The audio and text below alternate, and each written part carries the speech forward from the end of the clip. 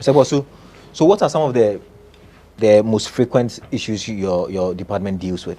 Okay. No, before I answer that, there are some 4 comments I want to make. The first is that rent masters is not into building. Yes. They are really strictly in renting. Okay. Second issue is that the issue about involving private sector in the housing deficit reduction. Before even that, we can't discount or dispute the statistical reports from the Ghana Statistical Service that there is 1.8 million housing deficit in the country. Okay. Unless we have any document that can dispute that. So the housing deficit is there. So the issue about involving the government, involving private sector, you know, we are reviewing the Rent Act, which is before Parliament now. Cabinet has given it approval. And in that document, we are trying to encourage the private sector. That's why we are increasing the rent advance demand to 1 year.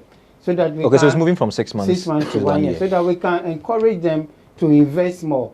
Because if you want to restrict yourself to monthly rent payment or to the maximum of 6 months, though, you see, housing is a long-term investment. It is. But if you want to restrict yourself monthly for the rent payment, how are they going to reinvest into the system? And then also, there are land banks, as Mr. Opoku mentioned. Government has opened its arm through the Ministry of Works and Housing now. If you are an investor, a private investor, and you want to involve yourself in this housing industry, you can come and sit down with the Minister of Works and Housing or the Chief Director.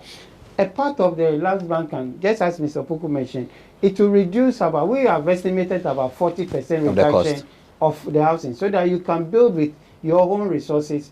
The land banks will be given to you, utility will be provided, so that all these things will be taken off the cost. And then after building, you slash the thing down between 40 and 50%, as you mentioned. So these are the comments I want to make.